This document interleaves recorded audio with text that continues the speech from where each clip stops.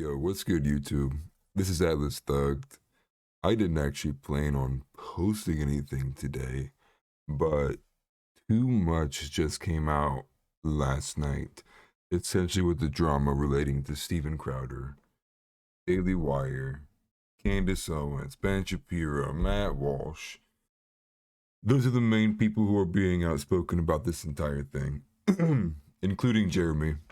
Um, I had released what I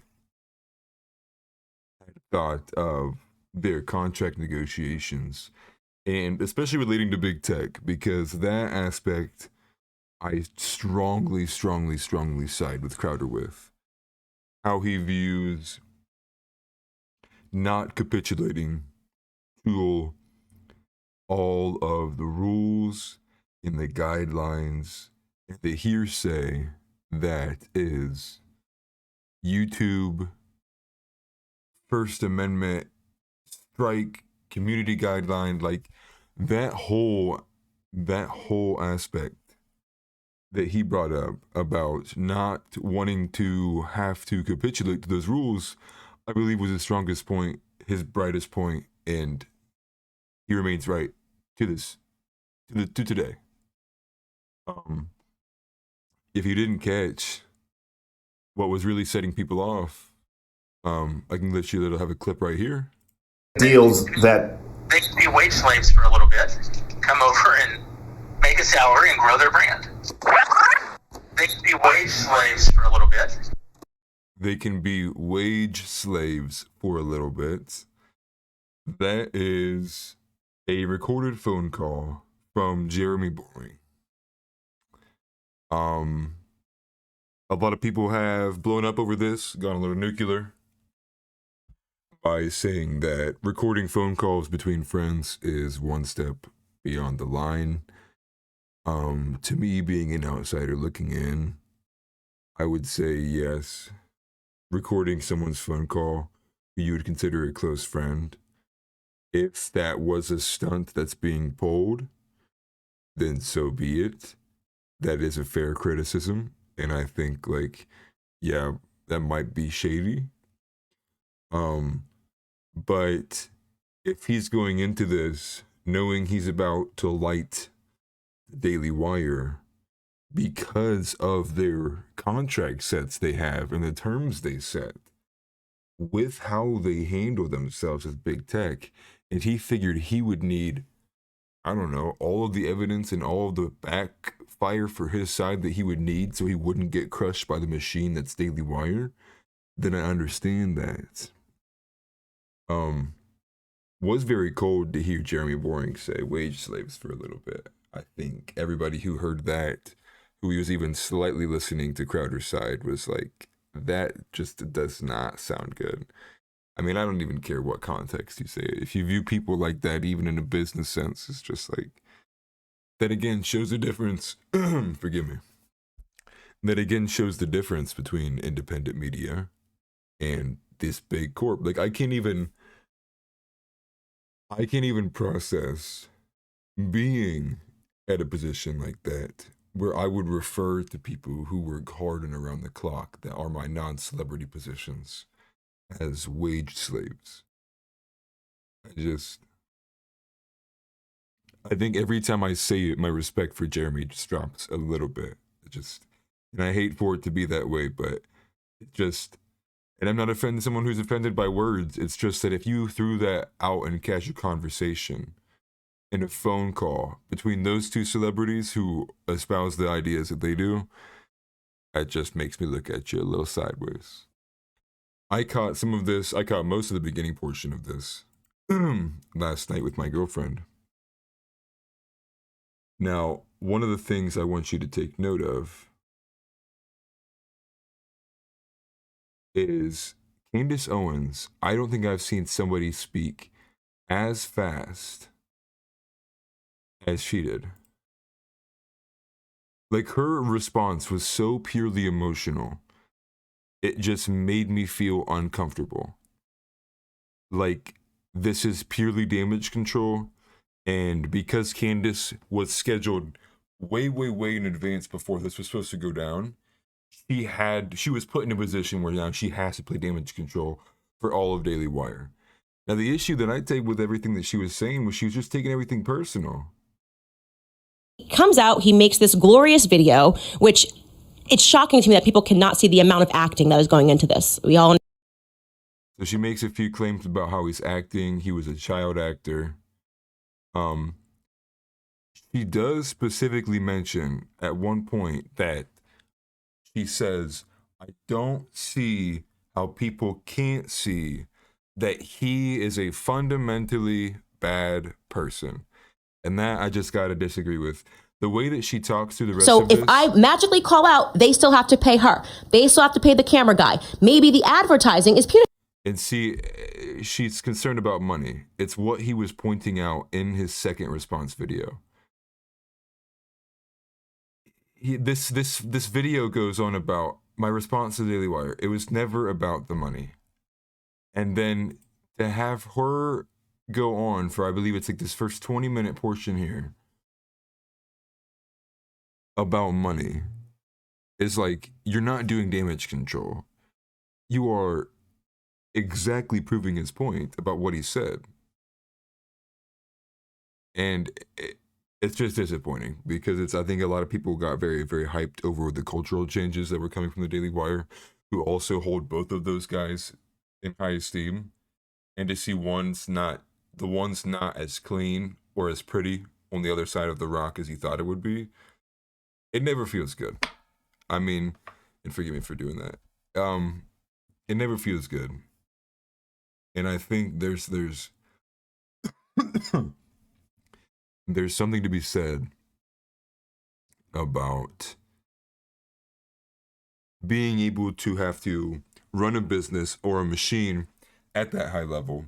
And that's what Tim even brings up for the most part in a lot of what he was saying, where he sees and he understands why the Daily Wire operates the way that it does.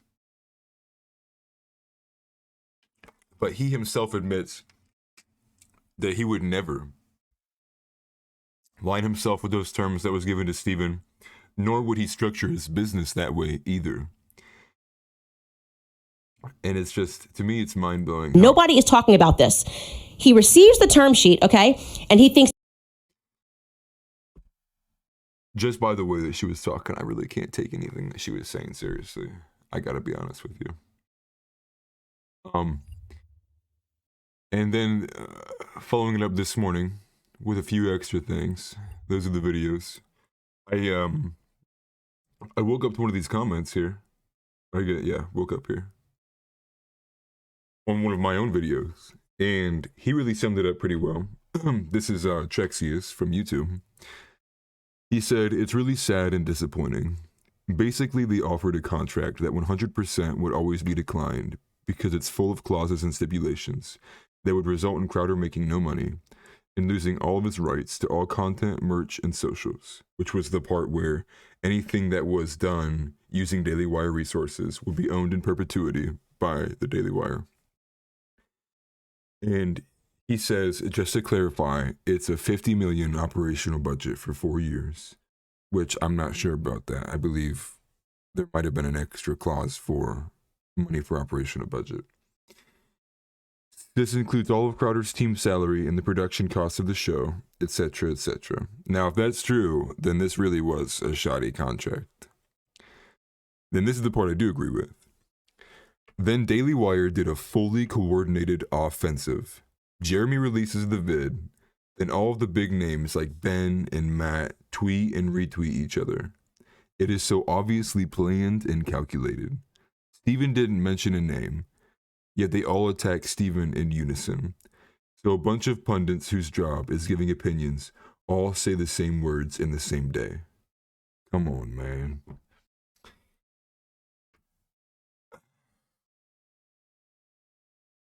And the thing is, it's like, he's right. In Steven's response video, the second one, he names 3 people from the Daily Wire. Ben, Jeremy, and Andrew Klavan.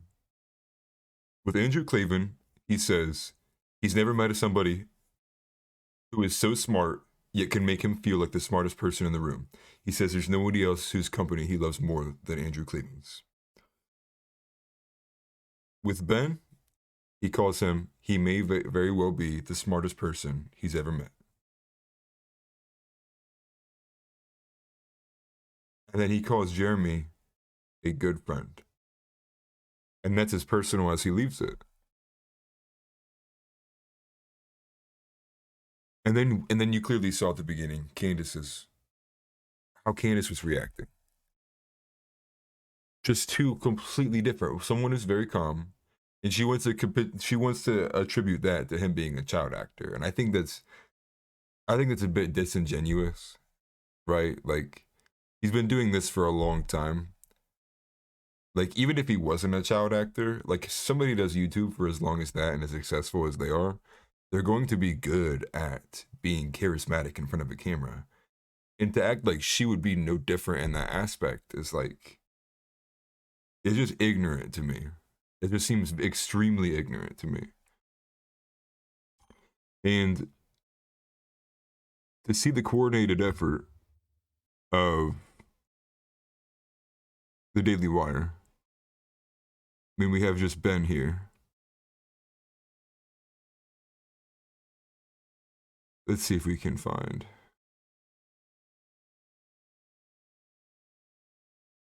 Yeah.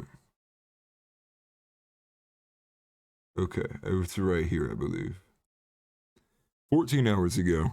And you can see right here, even Ben's got them all lined up for us too, so we can all see that it was coordinated. Because it was from these three that I kept noticing.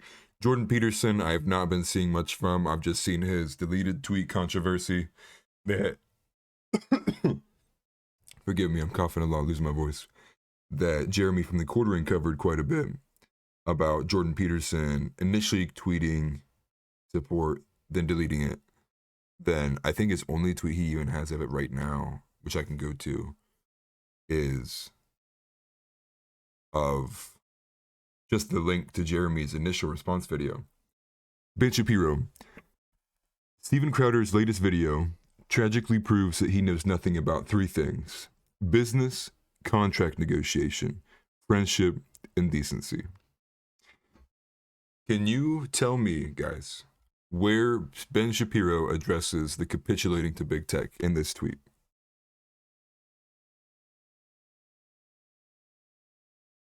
I'll wait. Exactly. Okay.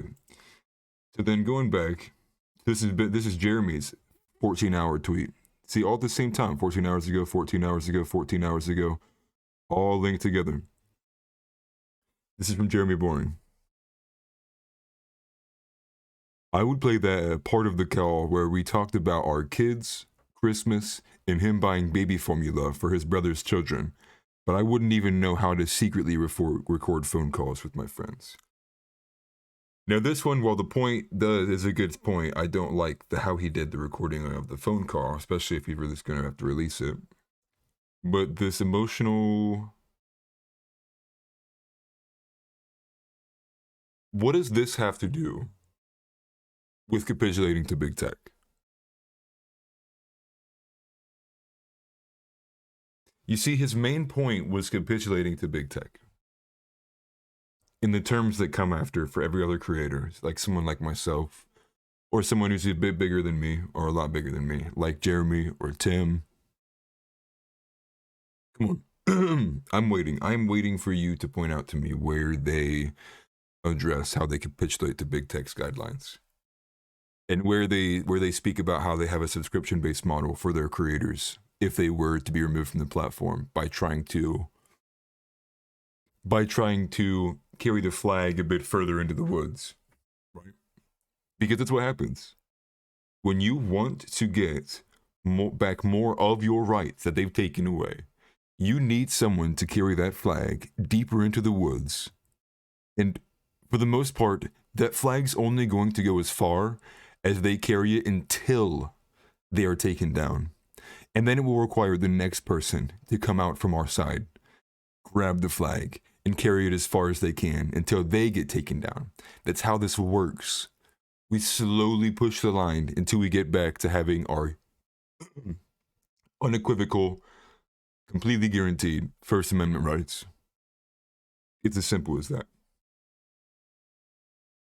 And then the one that's disappointing me so bad, because I just have so much respect for Matt Walsh and his style and his dryness. He is very, very much so a role model for me in my life. Negotiations ended amicably.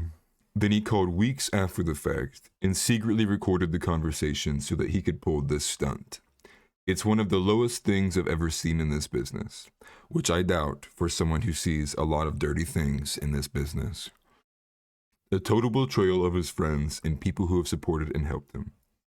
I'm going to ask, once again, for the third time, where is the response from Daily Wire about the capitulation to the rules of the YouTube guidelines?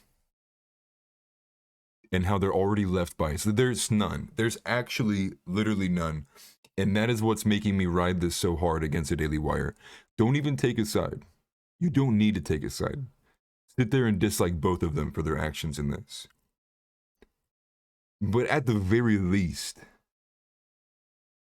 if you are a fan of the Daily Wire, I would ask that you heavily handed ask, why is there such a demand on capitulating to the YouTube guidelines, to the social media, the overlords?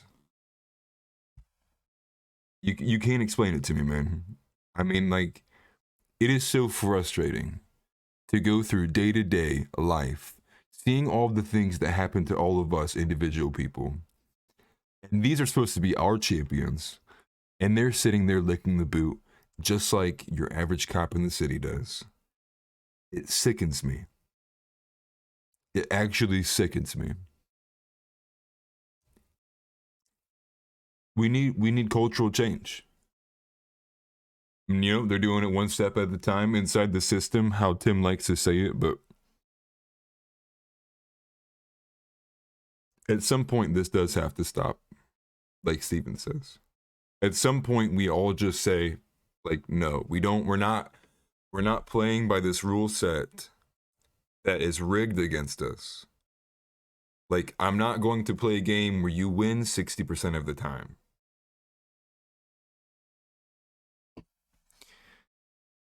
And so here we have it. And then the more to be pulling up here, Tim had a group of tweets this morning that I was able to go through. He ran a poll about an hour ago. Crowder, Daily Wire, or Epstein. You can see who I voted for. Although the biggest chunk is Epstein, and I think ultimately that's where my vote should be. I guess just this morning because of how I can't stand big tech. Forgive me, I gotta plug this in.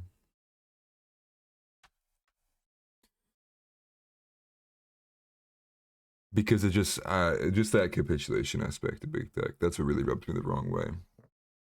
But yeah, you can see I voted Crowder. But the biggest block here is 39.1%, with about 45,000 votes in this morning. That poll is more likely to change as time goes on, only an hour. He's got a lot of followers.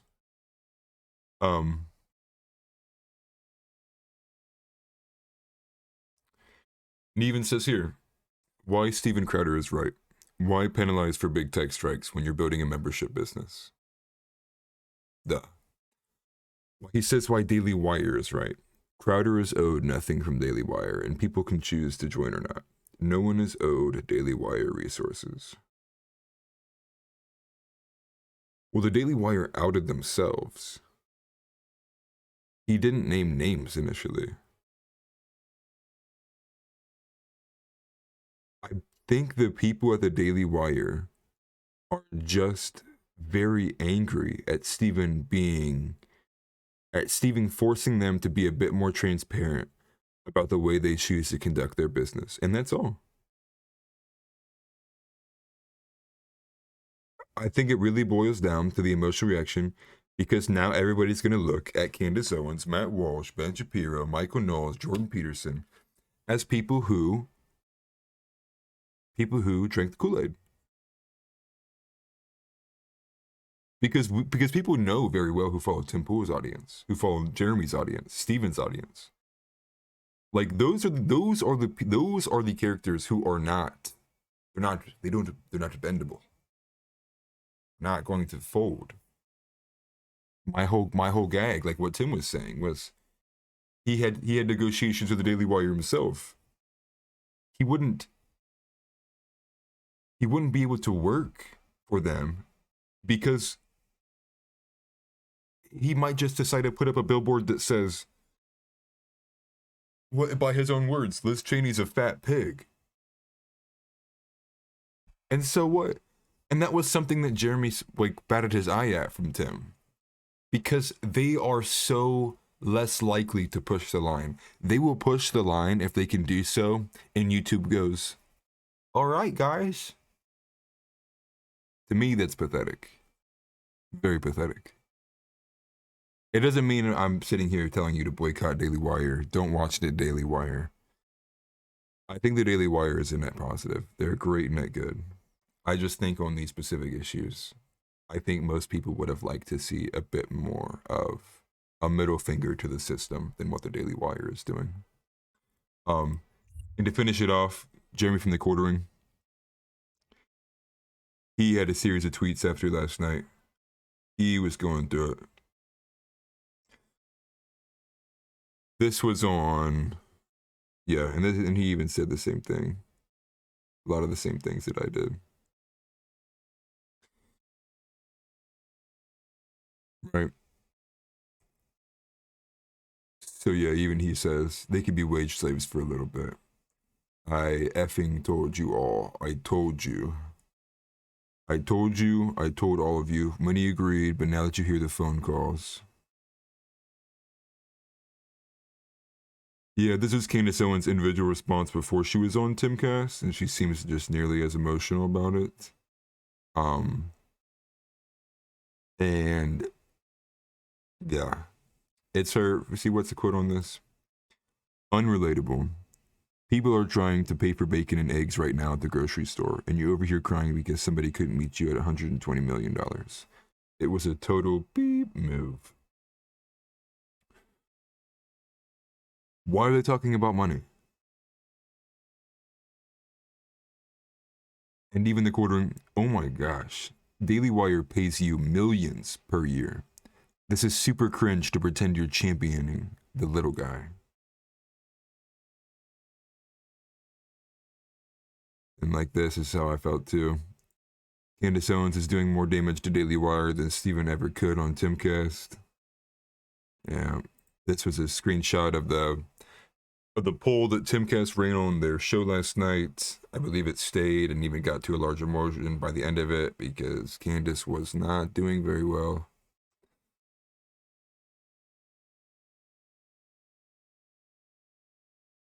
And all right, yeah, he's even saying, haven't been able to watch Timcast yet. How did she do? Hold on. Give it to me. We can. Okay. Yes, and then they talked about how Steven Crowder had to stop Big Con domain. And this is kind of how I felt too. He said, so what? Isn't it likely that he knew about contracts then? I don't get this own. You see, I think they pull it up at some point. There you go. StopBigCon.com. Right now we are 12/12/2022. So this was registered. Stop Big Con was registered before he announced he was leaving the Blaze. Is that what it was? Isn't that so weird? He announced he was leaving the Blaze on 12th. Well, look, guys, and again, Crowder will be here on Monday. He can tell us about all of this. And then he recorded his conversation with. So yeah, they pull up the domain on who.is to confirm that Big Con was registered in December of last year. And then Tim lets you know he will be having Steven on Monday. That's something I'm looking forward to. Yeah, the Quartering waking up this morning, probably going over all the drama that settled where the dusk was clearing. But yeah, I'm sure he's going to go into the recording aspect. That's one thing I did kind of think was like, but it did get a quote out of Jeremy. And I think the only way for this to move forward now is the whole thing's got to go public so people can hear start to end the phone call conversation, to make sure none of that was pulled out of context, to make sure Steven didn't lead him into saying something like that. like maybe Steven said wage slaves like 10 times first, and then Jeremy finally just said wage slaves, is like he was responding to what Steven was saying in the conversation.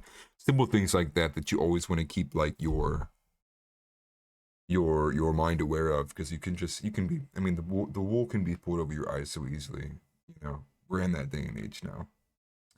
But all right, that's all. That's the update that I have right now from what's the information settling here. I'm sure there'll be more to coming in the week. I'm sure there's more fire to be shot across the aisle. But okay, peace out.